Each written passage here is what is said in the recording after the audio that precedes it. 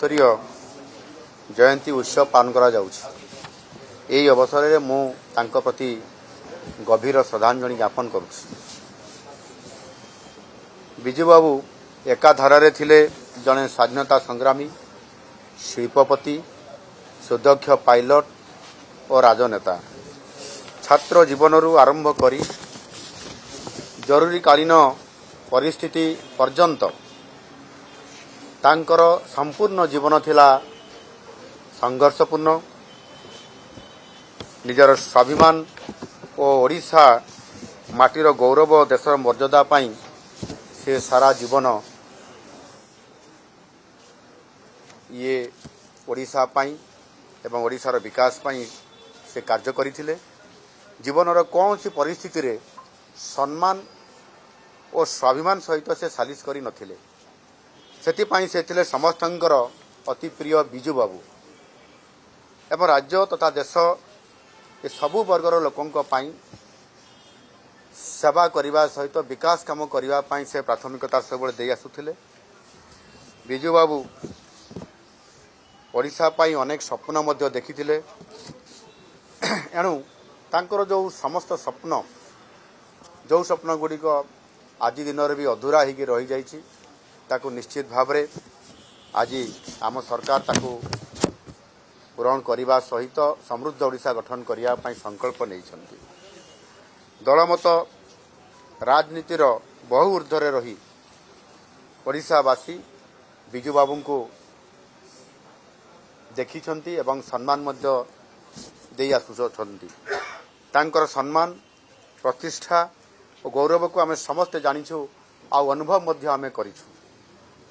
ताकू अक्षुण्ण रखिबा आम समस्तंकर ये दायित्व एवं तांकर से स्वप्न को साकार करने पाई समृद्ध ओडिशा ये प्रकार आम सरकार संकल्प नहीं।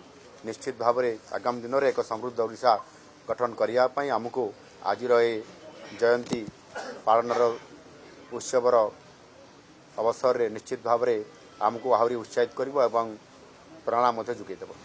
धन्यवाद।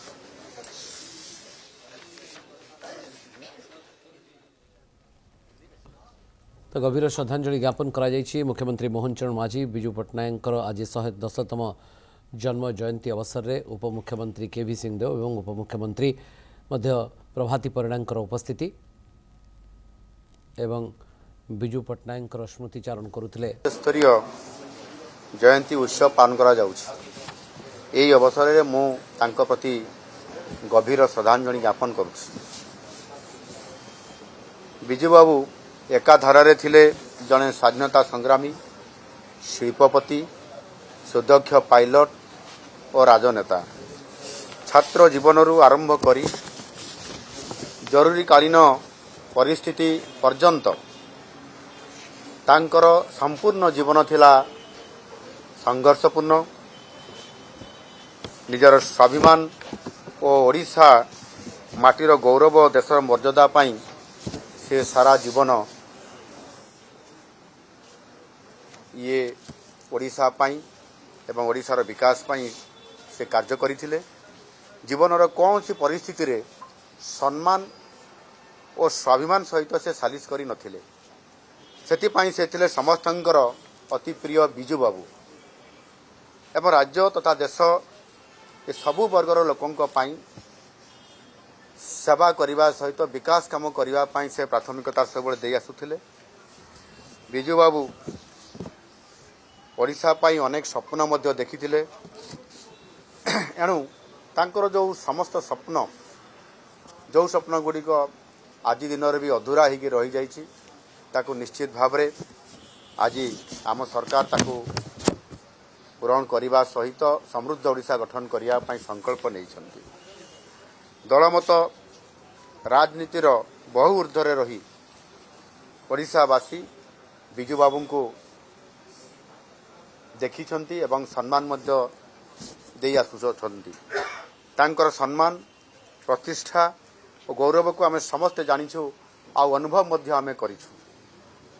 ताकू अक्षुण्ण रखिबा आम समस्तंकर ये दायित्व एवं तांकर से स्वप्न को साकार करने समृद्ध ओडिशा ये प्रकार आम सरकार संकल्प नहीं निश्चित भाव में आगामी दिन में एक समृद्ध ओडिशा गठन करने आमको आज जयंती पालन उत्सवर अवसर रे निश्चित भाव में आमको आहरी उत्साहित कर प्रेरणा जोगे देव। धन्यवाद।